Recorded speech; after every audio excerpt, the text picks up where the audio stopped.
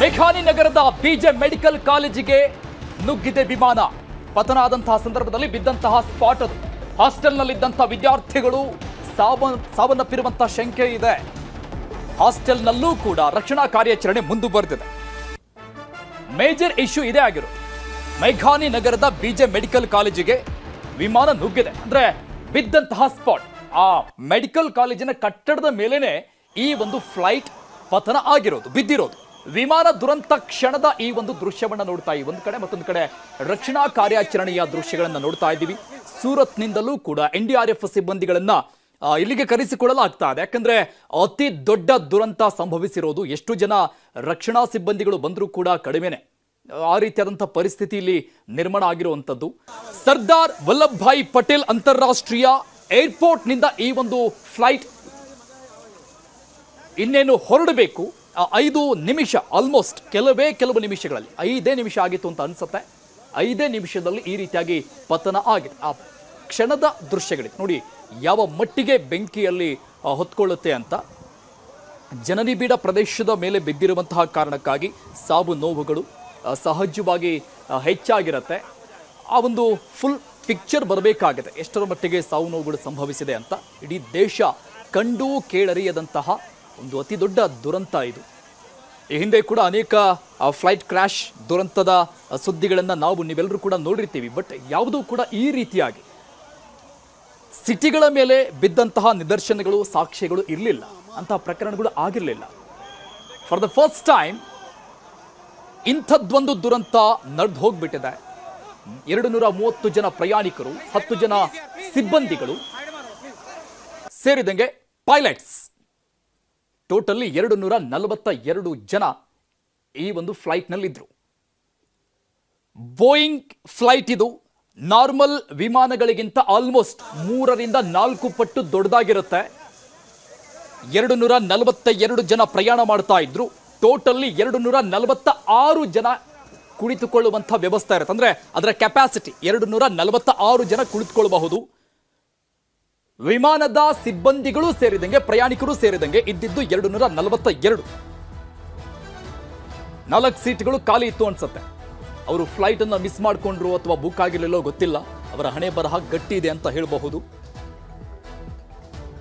130 ಜನ ಸಾವನ್ನಪ್ಪಿದ್ದಾರೆ ಅನ್ನುವಂತಹ ಸದ್ಯದ ಮಾಹಿತಿಗಳು ಸಿಗ್ತಾ ಇದೆ. ಬಟ್ ಆ ದುರಂತದ ಈ ದೃಶ್ಯಗಳನ್ನ ನೋಡ್ತಾ ಇದ್ರೆ ದೊಡ್ಡ ಸಾವು ನೋವು ಸಂಭವಿಸಿರುತ್ತೆ. ಹಾಸ್ಟೆಲ್ನಿಂದ ಜಿಗಿದಿದ್ದಾರೆ ವಿದ್ಯಾರ್ಥಿಗಳು. ಯಾವಾಗ ಆ ಫ್ಲೈಟ್ ಬೀಳುತ್ತೆ, 2ನೇ ಫ್ಲೋರ್ನಿಂದ ವಿದ್ಯಾರ್ಥಿಗಳು ಹಾರಿದ್ದಾರೆ, ಜಿಗಿದಿದ್ದಾರೆ. ಹಾಗಾಗಿ ಹಲವರಿಗೆ ಗಂಭೀರ ಗಾಯ ಆಗಿದೆ. ಮಕ್ಕಳ ಸ್ಥಿತಿಯನ್ನು ಕಂಡು ಪೋಷಕರು ಮರುಗ್ತಾ ಇದ್ದಾರೆ. ಇನ್ನೇನು ಮಾಡೋಕ್ಕಾಗುತ್ತೆ ಪಾಪ. ವಿಮಾನ ನುಗ್ಗುತ್ತಲೇ ಹಾಸ್ಟೆಲ್ನಿಂದ ವಿದ್ಯಾರ್ಥಿಗಳು ಜಿಗಿದ್ಬಿಟ್ಟಿದ್ದಾರೆ. ಪ್ರಾಣ ಉಳಿದ್ರೆ ಸಾಕಪ್ಪ ಅನ್ನುವಂಥ ರೀತಿಯಲ್ಲಿ 2ನೇ ಫ್ಲೋರ್ನಿಂದ ಹಾರಿರೋದು. ಹಲವರಿಗೆ ಗಾಯಗಳಾಗಿದೆ. ಅವರಿಗೆ ಟ್ರೀಟ್ಮೆಂಟ್ ಕೊಡುವಂಥ ಕೆಲಸ ಆಗ್ತಾ ಇದೆ. ಯಾಕಂದ್ರೆ ಆ ಒಂದು ಸ್ಪಾಟ್ನಲ್ಲೂ ಕೂಡ ರಕ್ಷಣಾ ಕಾರ್ಯಾಚರಣೆ ನಡೀತಾ ಇದೆ. ಆ ಬಿದ್ದಿರುವಂತಹ ಕಟ್ಟಡ ಏನಿತ್ತು ಅದು ಹಾಸ್ಪಿಟಲ್ಲ ಅಥವಾ ಅಪಾರ್ಟ್ಮೆಂಟಾ, ಜನ ವಾಸ ಮಾಡುವಂಥ ಅಪಾರ್ಟ್ಮೆಂಟಾ ಅನ್ನುವಂಥ ಪ್ರಶ್ನೆಗಳಿತ್ತು. ಅದಕ್ಕೆ ಈಗ ಒಂದು ಸ್ಪಷ್ಟವಾದಂಥ ಉತ್ತರ ಸಿಗ್ತಾ ಇದೆ. ಆ ಒಂದು ಅಪಾರ್ಟ್ಮೆಂಟ್ ಏನು ಕಾಣಿಸ್ತಾ ಇತ್ತು, ಇಲ್ಲಿ ರಕ್ಷಣಾ ಕಾರ್ಯಾಚರಣೆಯ ದೃಶ್ಯದಲ್ಲಿ ನೋಡ್ತಾ ಇದ್ದೀವಿ.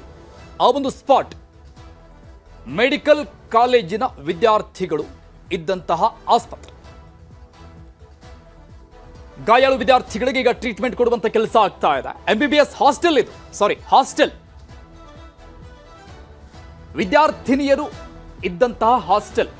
ಒಂದಿಷ್ಟು ಜನ ಫ್ಲೈಟ್ ಕ್ರ್ಯಾಶ್ ಆಗ್ತಾ ಇದ್ದಂಗೆನೆ, ಆ ಹಾಸ್ಟೆಲ್ ಮೇಲೆ ಬೀಳ್ತಾ ಇದ್ದಂಗೆನೆ ಸೌಂಡ್ ಬರುತ್ತೆ. ಐ ಥಿಂಕ್ ಒಂದಿಷ್ಟು ಜನ ಸಾವನ್ನಪ್ಪಿರುವಂತಹ ಸಾಧ್ಯತೆಗಳು ಇರುತ್ತೆ. ಆ ಸೌಂಡ್ಗೆನೆ ಒಂದಿಷ್ಟು ಜನ 2nd ಫ್ಲೋರ್ನಿಂದ 2ನೇ ಮಹಡಿಯಿಂದ ಜಿಗಿದ್ಬಿಟ್ಟಿದ್ದಾರೆ. ಏನೋ ಆಗ್ಬಿಟ್ಟಿದೆ ಅನ್ನುವಂಥ ಏನು ಗೊತ್ತಾಗಿಲ್ಲ ಆ ಕ್ಷಣಕ್ಕೆ. ಸಹಜವಾಗಿ ಗೊತ್ತಾಗೋದಿಲ್ಲ. ದೊಡ್ಡ ಮಟ್ಟದ ಸೌಂಡ್ ಇರುತ್ತೆ. ಆ ಬೆಂಕಿಯ ತೀವ್ರತೆ ನೋಡಬಹುದು ನೀವು ದೃಶ್ಯದಲ್ಲಿ. ಆ ಬೆಂಕಿಯ ತೀವ್ರತೆ, ಅದರ ಶಾಖ ಎಲ್ಲವೂ ಕೂಡ ಗಾಬರಿಗೊಳಿಸಿರುತ್ತೆ. ಜೀವ ಉಳಿಸ್ಕೊಂಡ್ರೆ ಸಾಕಪ್ಪ ಅನ್ನುವಂಥ ಪರಿಸ್ಥಿತಿ ಸಹಜವಾಗಿ ಅಲ್ಲಿ ನಿರ್ಮಾಣ ಆಗಿರುತ್ತೆ. ಸೊ ಹಾಗಾಗಿ ಒಂದಿಷ್ಟು ಜನ ವಿದ್ಯಾರ್ಥಿಗಳು 2nd ಫ್ಲೋರ್ನಿಂದ ಹಾರ್ಬಿಟ್ಟಿದ್ದಾರೆ. ಕೆಳಗೆ ಬಿದ್ದಂತಹ ಫೋರ್ಸ್ಗೆ ಕೈಕಾಲು ಮುರಿದಿರ್ತವೆ. ಸಹಜವಾಗಿ ಅವರಿಗೆ ಟ್ರೀಟ್ಮೆಂಟ್ ಕೊಡುವಂತಹ ಕೆಲಸ ಆಗ್ತಾ ಇದೆ.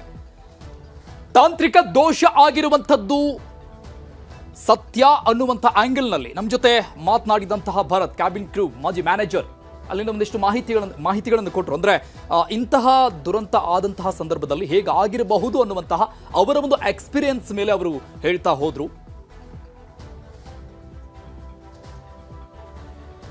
ಸೊ ಹೇಗಾಗಿರಬಹುದು ಅನ್ನುವಂತಹ ಶಂಕೆಯನ್ನು ವ್ಯಕ್ತಪಡಿಸ್ತಾ ಇದ್ರು. ಸೊ ಆಲ್ಮೋಸ್ಟ್ ತಾಂತ್ರಿಕ ದೋಷ ಆಗೇನೆ ಈ ಒಂದು ಫ್ಲೈಟ್ ಪತನ ಆಗಿದೆ ಅಂತ ಈಗ ದೃಶ್ಯವನ್ನ ನೋಡ್ತಾ ಇದ್ದೀವಿ. ಎಕ್ಸ್ಕ್ಲೂಸಿವ್ ಆದಂತಹ ದೃಶ್ಯ ಇದು.